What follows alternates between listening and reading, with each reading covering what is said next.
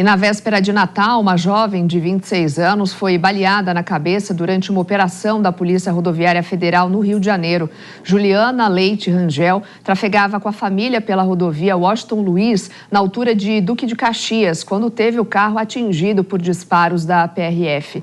Ela segue internada em estado gravíssimo e está em coma induzido. Vamos acompanhar o que disse a mãe da jovem. De repente, a gente teve o carro alvejado pela Polícia Federal, aquele carro ali, ó, até ali atrás, e foi muito tiro, e acabou que acertou a cabeça da minha filha. Segundo o pai de Juliana, os próprios agentes reconheceram o erro. Vamos ouvir o que ele disse. Parei o carro aqui e continuou atirando. Quando eu desci, quando viu minha filha baleada, minha esposa falou assim: "Você matou minha filha".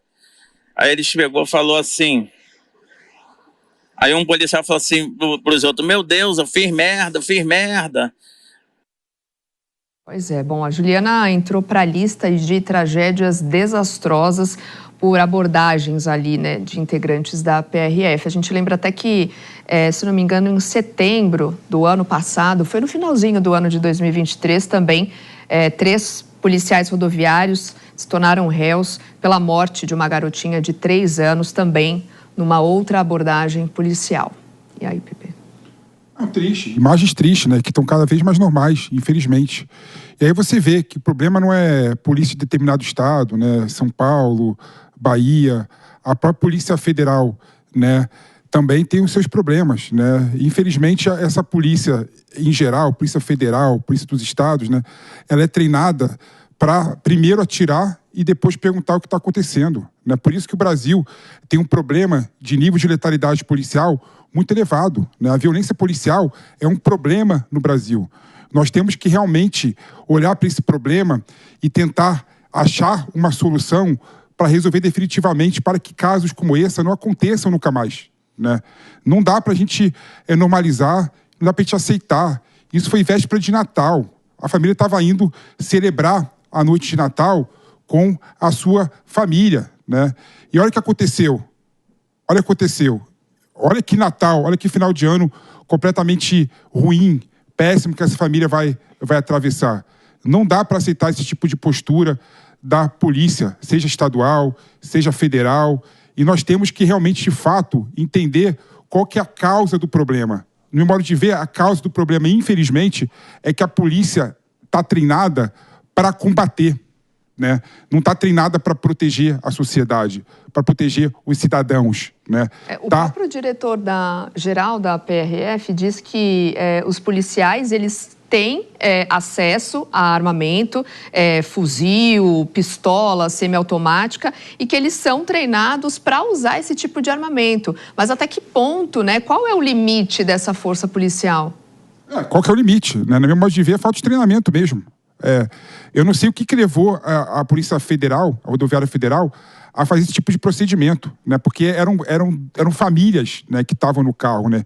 Tinha um menino de 17 anos com a namorada, com o cachorro, tinha uma filha, tinha uma senhora junto com o pai da vítima. Ou seja, da onde eles levaram a entender que fazia sentido atirar? Qual o sinal, né? O que o carro fez? E aí entra um ponto muito interessante. A gente sempre volta para esse assunto, que é a questão das câmeras. Mas se tivessem câmeras ali naquele momento, será que não daria para entender e esclarecer um pouco melhor o que aconteceu, a forma que aconteceu? Porque o pai da vítima fala de forma muito clara: eu dei seta, eles me pediram para passar, eu achei que eles iam me ultrapassar, eles não ultrapassaram, e eu continuei andando e eles começaram a atirar loucamente. Então, assim, eu acho que o PP, ele resumiu de forma brilhante que a polícia, ela está treinada para combater e não para proteger. E assim, isso é reflexo, infelizmente, do crime organizado, porque a gente sabe que hoje em dia eles têm muito armamento, muito poder de fogo, e as polícias acabam atirando antes de saber se elas têm que atirar. Sim. Por medo de tomar o tiro primeiro. Eles também são seres humanos. Trouxe essa semana. Mas Desculpa, Ana, só para incrementar no seu raciocínio, o medo da população diante da força policial, né, das polícias, enfim, a população está com mais medo dessa organização que deveria trazer segurança, né, e está passando medo na população. Pois é, e assim, tem esse ponto que esses casos que estão dominando os jornais e as notícias, por qualquer perspectiva que você tente refletir, você não vê uma justificativa para aquela conduta. Você jogar uma pessoa da ponte, desculpa, eu não vejo nenhuma justificativa para alguém ser jogado da ponte. Alguém que está desarmado, alguém que não está representando um perigo imediato. E uma família indo para a ceia. Ninguém disparou nada, ninguém fez sinal, absolutamente nada. E toma 30 tiros. Então, assim, o que levou esses policiais a agirem dessa forma? Qual foi o motivo que eles entenderam, que eles raciocinaram e concluíram, e mais do que um, né? Porque não eram só. Concluíram que seria uma abordagem adequada você atirar 30 vezes naquele carro. É um problema que é estrutural e que a gente precisa começar a analisar imediatamente, porque senão histórias como essa vão continuar se repetindo. E veja, a moça está em estado gravíssimo. Nem sabemos se ela vai sobreviver. Imagina para essa família que estava indo celebrar, o PP colocou aqui. Era noite de Natal. Os policiais também queriam estar com a família deles. Mas eles estavam prestando um serviço à sociedade e eles acabaram destruindo uma família. Mano, foi mais do que falha na abordagem? É inacreditável esse caso, né? É algo que revolta a qualquer brasileiro. Qualquer um de nós poderia estar naquele carro. A gente está falando de uma família que estava indo celebrar o Natal, de um núcleo familiar indo celebrar o Natal com sua família ampliada, que é o que faz todo brasileiro no Natal. Eles estavam simplesmente se transportando, levando inclusive itens que estariam na ceia de Natal, como qualquer família. É absolutamente estarrecedor que a gente tenha uma notícia como essa, vinda não de um criminoso, mas vinda da polícia. É absolutamente chocante. A polícia que é paga com os nossos impostos para nos proteger e, no entanto, nos combate, como apontou o PP, é algo assim que deveria levar a sociedade brasileira a um exame de consciência profundo sobre como estamos gerindo as nossas forças policiais. Isso é inaceitável. São casos assim que me fazem pensar que esses episódios deveriam nos levar a uma pressão não apenas sobre os agentes que estão na ponta, mas sobre quem está no comando das forças. Os comandantes precisam começar a ser responsabilizados por atitudes absurdas dos seus subordinados. Porque, quem sabe, assim, mexendo com quem faz a gestão desses efetivos, a gente consiga mudar alguma coisa. Não podemos ficar tratando como casos isolados todas as vezes que essas histórias se repetem. Não são casos isolados. São sintomas de uma disfuncionalidade, de uma doença que está instalada nas forças de segurança do Brasil, que não tornam o Brasil mais seguro, que estão tornando as nossas famílias vítimas de maluquices, porque não há absolutamente nenhuma base racional que justifique uma abordagem assim. Um carro normal transportando uma família absolutamente normal, no dia de Natal, ser abordada na base do tiro. Isso é absolutamente injustificável sob qualquer hipótese.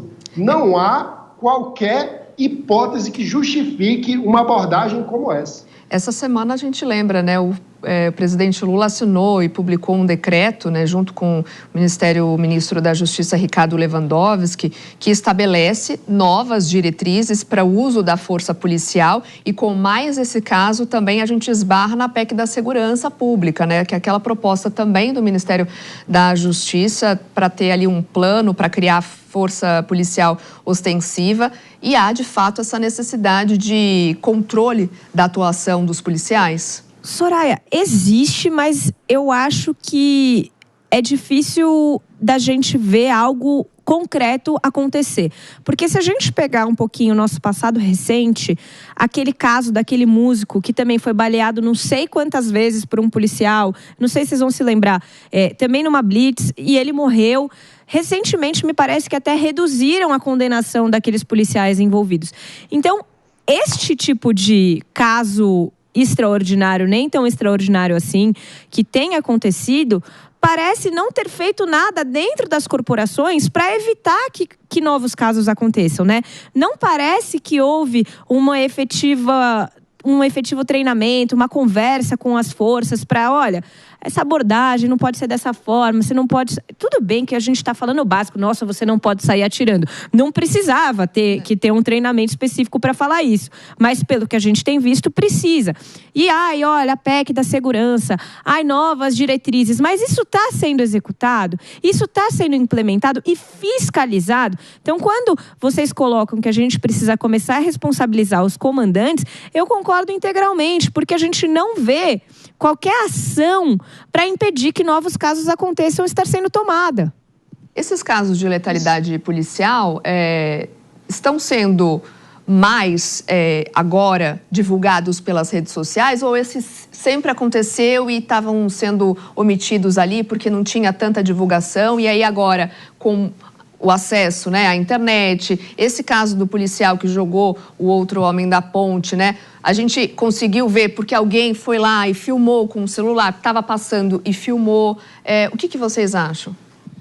Não, eu acho que não. Claro que as redes sociais acabam impactando e acaba divulgando mais casos como esse, de letalidade policial. Mas é bom lembrar que o Brasil, né, é um dos países do mundo com maior caso de mortes por intervenção de polícia, né? Não tem como negar, é um dado objetivo. Para você ter uma ideia, Soraya, em 2023 foram registradas 6.393 mortes por intervenção policial. Esse número é 5 vezes maior do que os Estados Unidos, por exemplo. E quando você compara com a OCDE, por exemplo, né, todos os países da OCDE, né, o Brasil tem 7% o número de habitantes da OCDE e tem 6 vezes mais mortes por intervenção policial. Então, o problema de letalidade policial, de morte por intervenção policial, é algo claro no Brasil. E nós temos que cuidar desse assunto de uma forma séria. Não adianta a gente bater no peito e falar, não, tá certo, né? A polícia tem que realmente enfrentar a bandidagem. Se morrer um inocente, toda a operação cai por água abaixo. Então, nós temos que, de fato, pensar em medidas estruturais para resolver esse problema, né?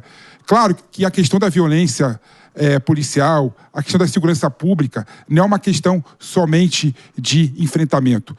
Tem outras questões que envolvem a questão da segurança pública, que é uma questão, no meu modo de ver, muito mais transversal, né? Envolve a questão realmente de desenvolvimento econômico, desenvolvimento social, de enriquecimento da nossa população que realmente é pobre, não é?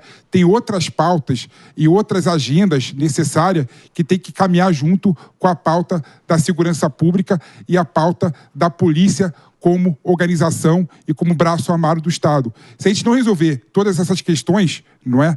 Nós não vamos solucionar o problema da letalidade policial, que é algo realmente gritante e é uma doença no Brasil. Então não dá para a gente ver casos como esse que aconteceu, jovem baleada na véspera de Natal, e normalizar e achar que é só um caso isolado. Eu estou cansado de vir aqui no programa e falar que é um caso isolado. Não é mais caso isolado. Não é. Todo dia tem situação como essa no Brasil. Então, se a gente começar a normalizar, achar que é caso isolado, nós não vamos resolver o problema. E nós temos que resolver esse problema que, infelizmente, assola toda a população do Brasil e cai nas costas do mais pobre e mais preto, sim, do Brasil. Quando você pega, por exemplo, a quantidade de pessoas que são mortas, né, por policial, que são pobres e pretas, né, o número é muito maior. É muito maior. Então, realmente tem uma questão de classe e de cor nessa atuação policial. A polícia aqui dos Jardins atua de um jeito diferente que a polícia da periferia de São Paulo, né? Falando de São Paulo, mas poderia falar da Bahia também, até para não politizar, né? A Bahia também, o policial da Bahia também age de forma diferente, dependendo do local e dependendo da cor da pessoa que ela está abordando. Então, nós temos que resolver a situação de uma forma séria. Não adianta achar que é caso isolado, porque não é caso isolado. Tem só uma questão, antes da gente continuar, que envolve esse decreto publicado pelo presidente Lula, porque os governadores, alguns contrários, já estão reagindo diante dessa notícia, né? Então, eles já estão sinalizando que podem tentar acionar o STF. Entre eles, o governador de Goiás, né, Ronaldo Caiado, também do Rio de Janeiro, Cláudio Castro. E Castro, inclusive, deu a seguinte declaração, abre aspas, espero que a população cobre dos responsáveis por esse decreto quando bandidos invadirem uma residência, roubarem um carro ou assaltarem um comércio, fecha aspas. Essa, então, é a declaração de Castro, Cláudio Castro, governador do Rio de Janeiro, né? Outro contrário é o Ronaldo Caiado, também de Goiás, Ibanez Rocha, também do Distrito Federal. Contrários e também já sinalizando uma possível uma ação no STF contra esse decreto do presidente Lula, que foi publicado e assinado essa semana, tentando limitar a força policial. Aí já é uma discussão mais ampla ainda, né? Pode ir, Mano. Sinceramente, isso é um teatro absurdo e inútil, o que a gente está vendo. Primeiro, que o próprio decreto é inútil, no sentido de que o decreto tenta dizer que o uso da força deve ser progressivo, de tal modo que a arma de fogo seja o último recurso e não o primeiro. Ora, isso a lei já diz. Lei já diz que a polícia precisa usar progressivamente a força. E todo mundo, qualquer policial alfabetizado, sabe o que isso significa. Que você não pode, pela lei brasileira, chegar atirando. Você não pode abordar uma família que está indo para a ceia de Natal numa estrada, atirando no carro, antes de solicitar que o carro pare, por exemplo, que não foi solicitado naquele caso. Então, a lei é mais forte, está acima do que um decreto diz. E a lei não é cumprida. Então, qual a utilidade desse decreto? E aí, qual é a utilidade, qual é o senso de prioridade que esses governadores têm ao olhar para essa situação e achar que o mais importante aí é no Supremo contra um decreto que não diz nada mais do que a lei já diz?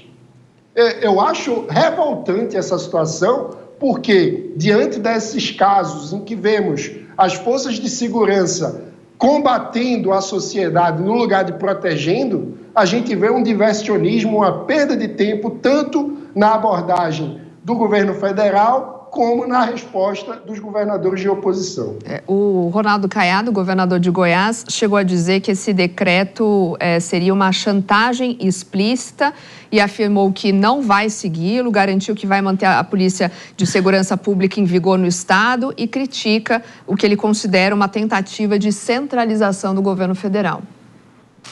Não, besteira, né, Soraya? O Mano tem toda a razão na revolta dele e nas palavras que ele colocou aqui sobre esse assunto, né? É a mesma coisa, por exemplo, que o governo federal fazia um decreto dizendo o seguinte: todos os prefeitos, governadores, têm que ser honestos no Brasil. E aí os governadores e prefeitos, não, peraí, que absurdo você fazer um decreto como esse pedindo a minha honestidade, né? A lei já fala que agente público tem que agir de acordo com a probidade administrativa, né? Ou seja, é chover no molhado, né? E toda a doutrina policial, a polícia aprende desde cedo que tem que agir de forma proporcional de acordo com a situação. E o uso da arma de fogo é o último expediente.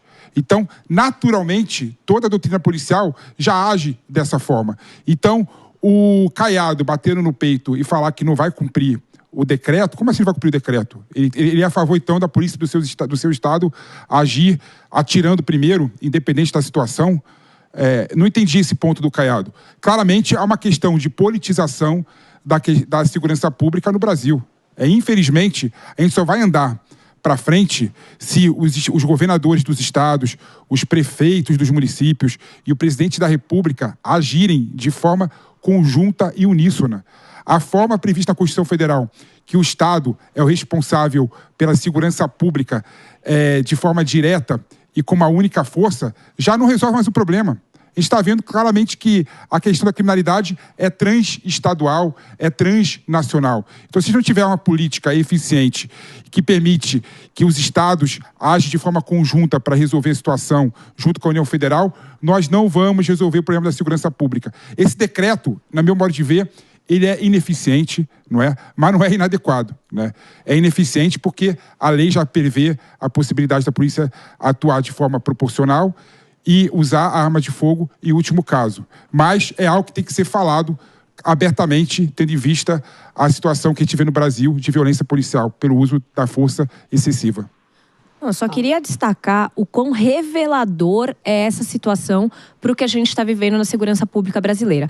Porque os governadores e o ente federal, o federal, né, a esfera federal, estão se degladiando sobre um decreto que nada mais diz do que a lei e o que já deveria ter sido dito faz tempo, enquanto deveriam estar procurando soluções eficientes para evitar que pessoas sejam baleadas dentro dos seus próprios carros indo para a ceia de Natal.